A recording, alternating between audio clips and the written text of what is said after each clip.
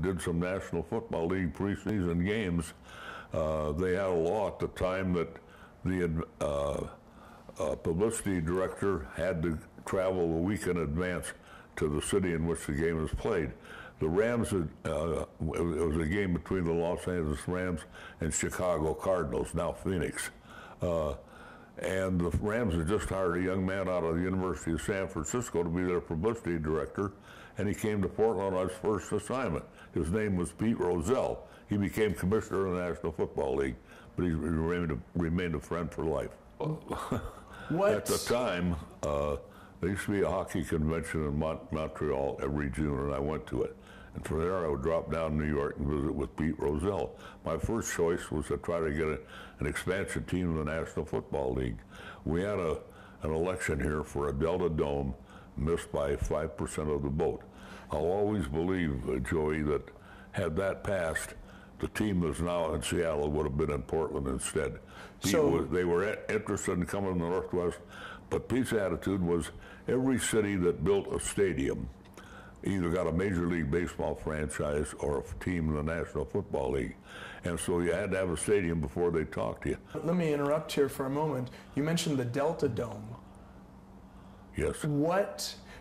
First of all, what is the Delta Dome? What was the Delta Dome going to be? And you're saying if we had built that we would have gotten an NFL team instead of Seattle? I think so. The National Football League at the time was in every part of the country except the Pacific Northwest. And I think they were very receptive to adding a team in the Pacific Northwest. So they started a campaign, and it was called Delta Dome because the proposed location was going to be out of Delta Park. And it could have been called anything. Right. But as I say, it didn't pass by 5%. Yeah, I think we'd passed the Delta Dome and built the stadium. I think we'd have had the franchise before Seattle.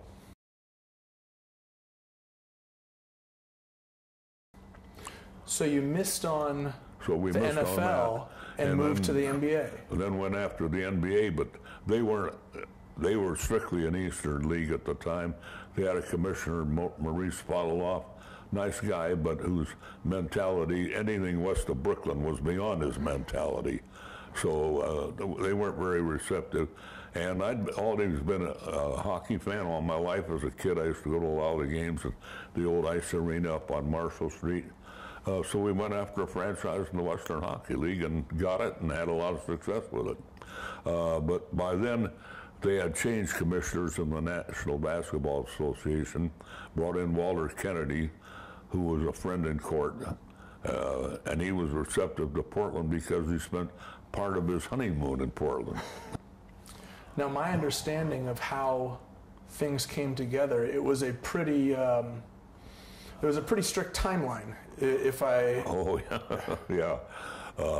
Our original intention was to go carry it public, but interest rates at the time were about 20%. It was just a bad time to be thinking in those terms, and thank goodness we never did it.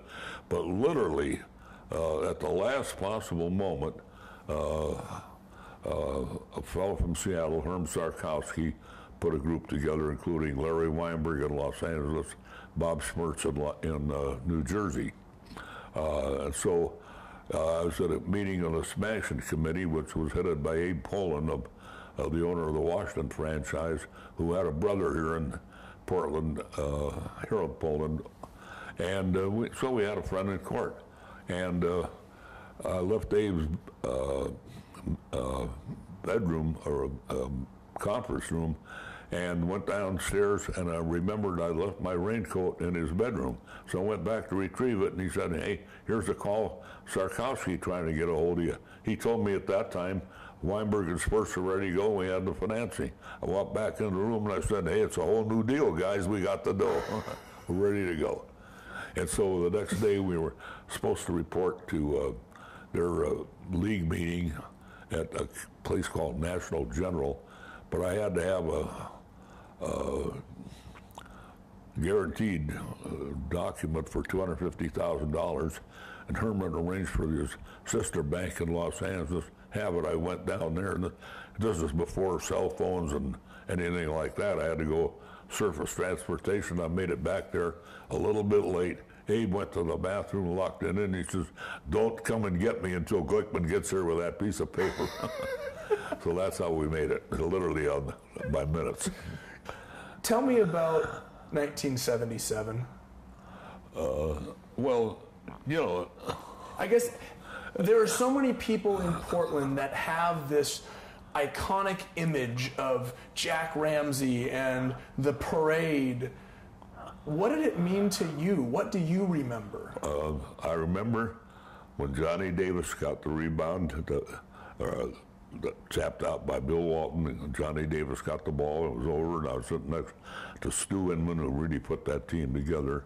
And we gave each other a big hug, and I don't know, it was just, how do you feel at the time your kids are born or you get married?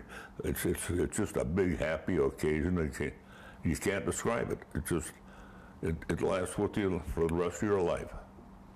Did you feel like it was the culmination of a lifetime of work in sports? It was not only a culmination, but it was a process that continued.